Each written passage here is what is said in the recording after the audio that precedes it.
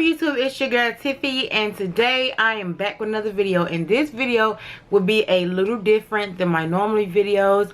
This is a kind of get to know me type of video. It's gonna be very emotional and long because I didn't write anything down. I'm just talking out of my head, so it's gonna be long and probably emotional. So I told myself to not cry because I literally cried all the tears that I can cry, but I don't know what will happen because this is a very emotional video. So yeah, let's just get into it. So first and foremost, if you haven't read the title, I will be talking about my life growing up without a father. So being a fatherless child, I didn't really notice it until about 2003, 2004 when my grandfather passed. And after that, I kind of felt it because he was like my father figure. Like, I was around him as I grew up. So it's like that's the only male figure I had. And it's when he passed away, I didn't have that no more. So I started like seeing like, wow, what I'm gonna do now. Like, as I'm growing up, I need to know things as a male perspective that, you know, my mama can't really tell me. She can tell me, but it's not a male perspective. So, you know, as me growing up, I didn't have that. And I'm like, wow. So that's when it really hit me. But he had got sick when I was younger, and he was in the hospital, and we thought he was coming home. Well, I thought he was coming home because I was young. I didn't know about, you know, death or stuff like that. I just thought he was, I just knew he was coming home. Like, I'm like, oh, he's going to get well. He's going to come home. And we arrived at the hospital, and the room was empty. And I was thinking maybe he went out for surgery or something like that, but that wasn't the case. He had actually passed away. And when I heard that, I was like, so, like, I was just, my world like felt like it was crashing down, because it's like the person that I'm sorry, I'm trying not to cry, but the person that I been around 24/7, like, he was like all about family. Like, he would help family first, and then if he got something left, he would go help strangers or friends. He just was like a family person, and just all around man that you would want your husband to be like. Like, his presence was gone. It just was like very quiet in the house, and it just was bad.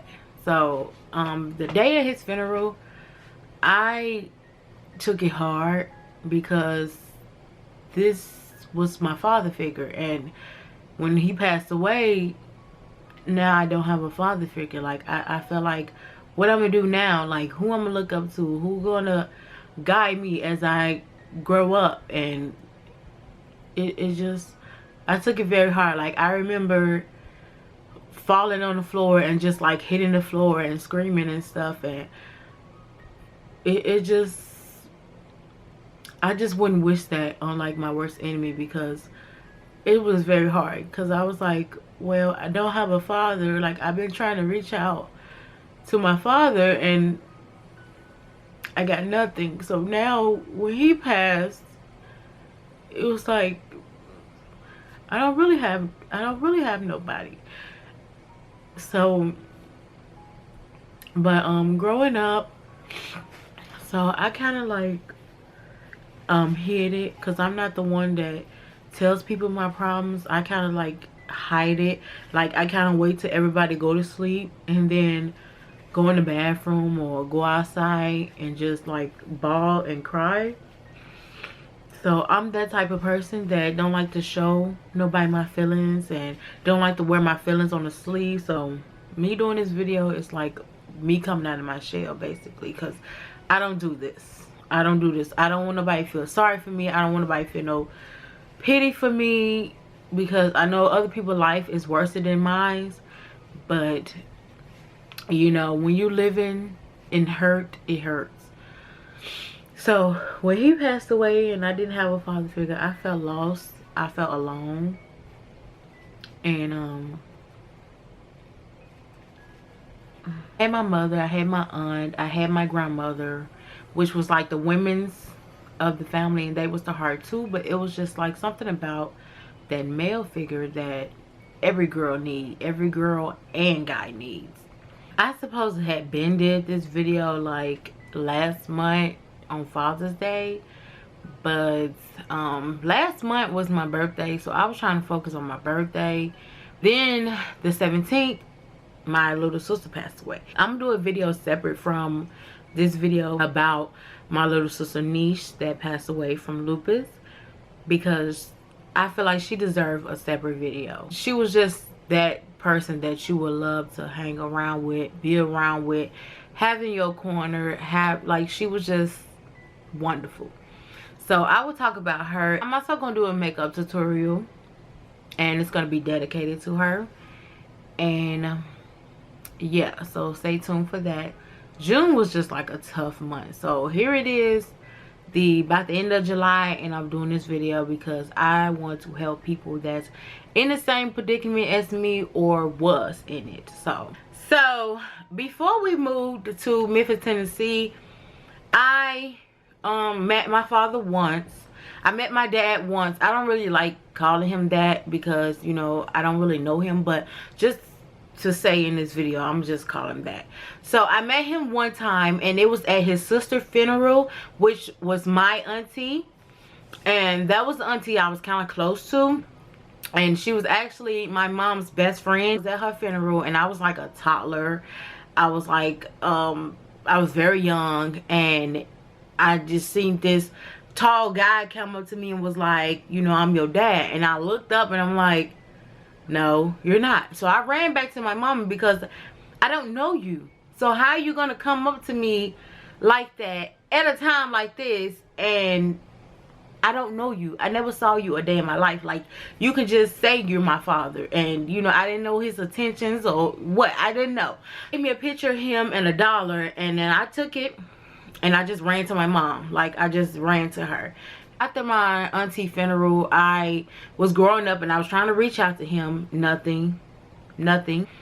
And it was times where I was waiting on him to come pick me up, and he was saying he was coming. He was around the corner. He never showed up. Like, you know, just very disappointing. So when we moved to Memphis, I just told myself, like, look, I tried my best to reach out to him while I was in the same state with him. So when we moved, I got tired of chasing him, because I'm like, okay, at this point, I'm trying to have a relationship with you. We can't be one-sided in this thing. We have to both be on the same page, on the same road. As long as I was close with his family, like his nieces, his nephews, his mom, which is my grandma, may she rest in peace, sisters and his brothers, I was all close to them. You know, as long as I had them, I was fine. Growing up in Memphis, Tennessee, it was, I wasn't gonna say it was perfect. It was okay, because since I didn't have that father figure, and I started growing up and I started having a cycle and started liking boys, and boys didn't like me, getting talked about in school constantly because of my weight, my height, you know, my age, because I failed the grade in Indiana and it pushed me back. So I was always the tallest, I was always the biggest, and I was always the oldest. So people used to always talk about me. You know, I need a father more than ever. I'm growing up, I'm seeing, you know, boys, and I'm liking boys. I started liking boys that didn't mean me no good, narcissists, manipulators, like, they just didn't mean me no good at all. I had good guys trying to like me, but I didn't want the good guys. I wanted the bad guys, because I basically was looking for love in all the wrong places, because I didn't have no father figure. I didn't have nobody to guide me, show me the way, tell me. I just had to just figure it out on my own. Like, my mom was telling me, but like I said, it's just something about that male dominant that you would listen. I didn't have that man figure or that man to guide me and say, no, you don't need these type of boys. Like, these are the type of boys you need to get. I didn't have that. So I was like basically looking for love in all the wrong places. I was trying to look for love in a guy because I didn't have that with my father. So I was trying to look for elsewhere, and it was the wrong love that I needed. I still was trying to contact him. I was contacting his family, still trying to get in touch with him. Failed miserably. Call him, sometimes I get hung up on, sometimes he comes to the phone and say a couple words, and that's it. We have a good conversation, and then I don't hear from him. Like, weeks and months go past and I don't hear from him. So I called him up one day and I tried to get some money from him so I can go to prom at least, or go to my class day and stuff like that.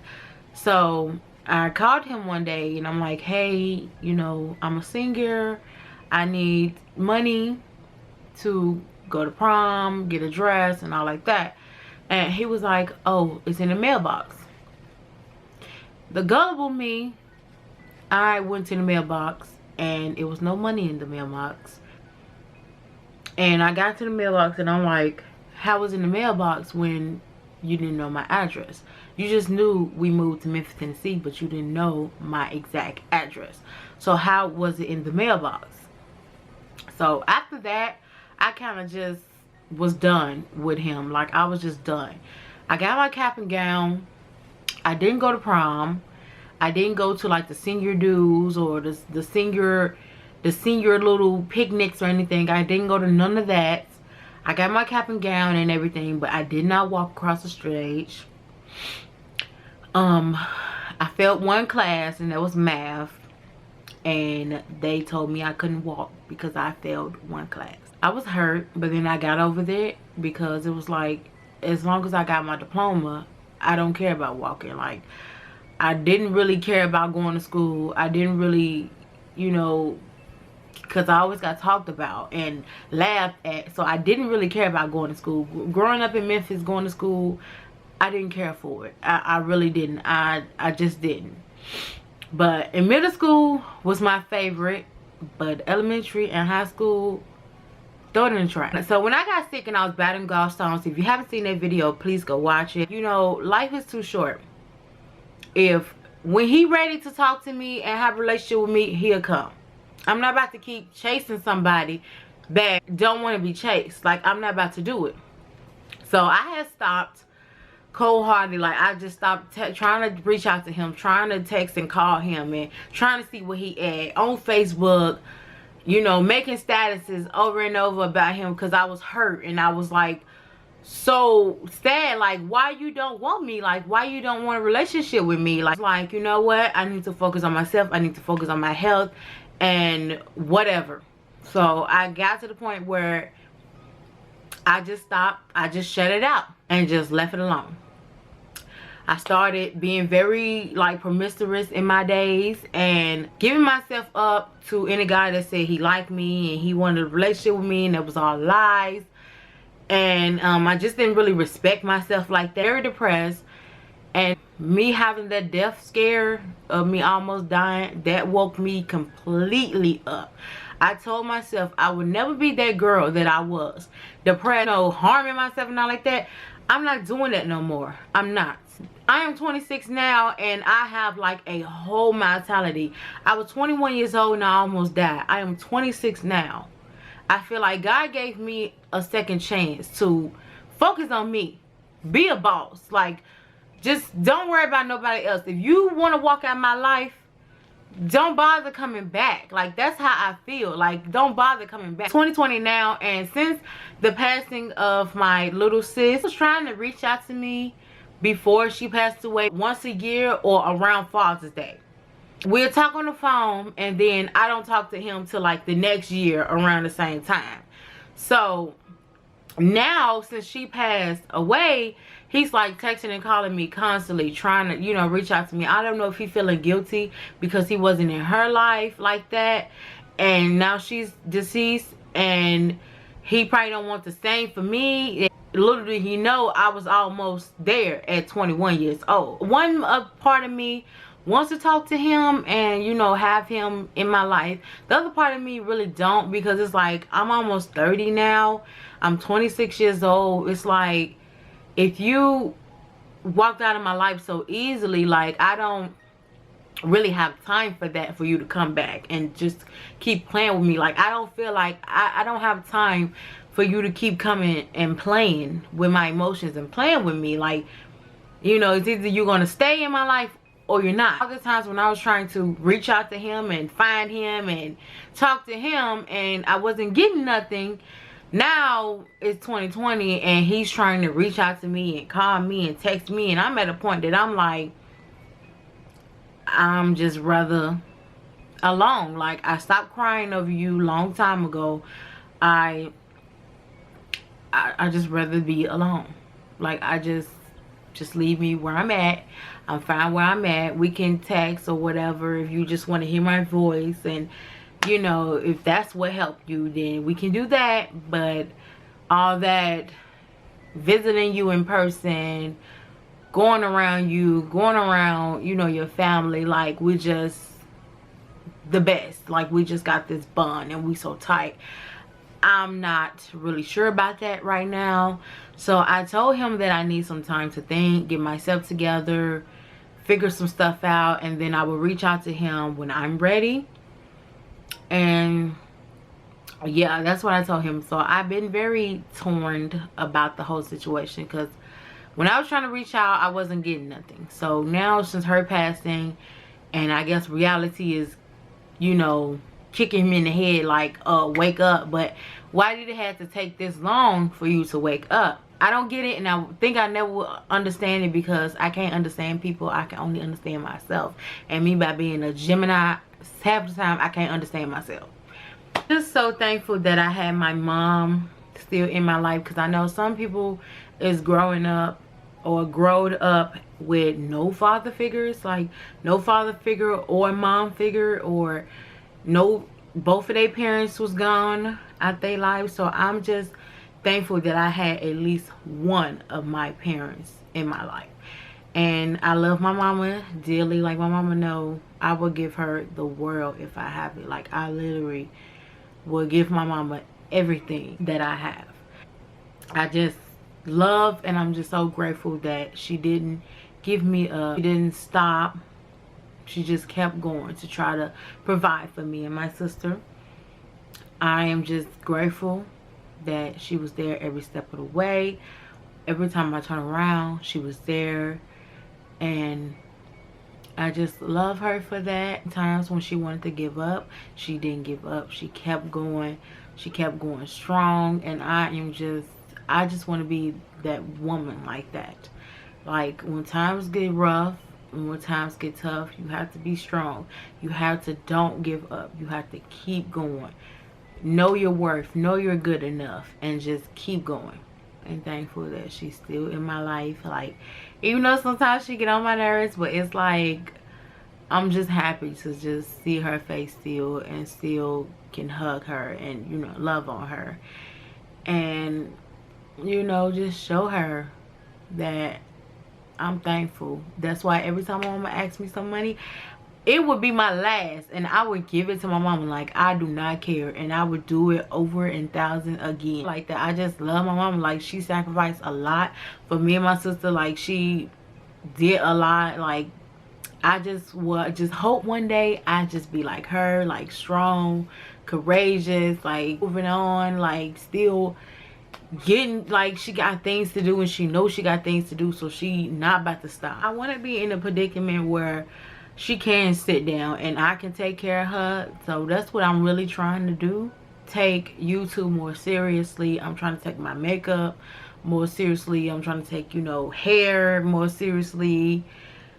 And I just want to be like my own boss, so I can spend as much time with her, and I can just give her everything she deserves, because she deserves the world. You guys, that is it for my video. I hope y'all liked it. I hope I helped anybody that's like a fatherless child, fatherless daughter out here. Like, I hope you get through it. I hope you prosper, and I hope that you be the best you can be, and don't let you not having a father dictate you or take over your life, because it can take over your life, because it tried to take over mine. If you are going through what I'm going through, or you was going through what I'm going through, please leave the comments down below, and let's just talk about it. Because at this point, I'm very torn in what I'm gonna do. So I need somebody that was in the same predicament, or in the same predicament, to talk to.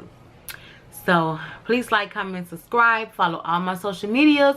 My Instagram is unique_Tiffy, and I will see you in my next video. Remember, be you, be beautiful, and be happy. Peace. Mwah.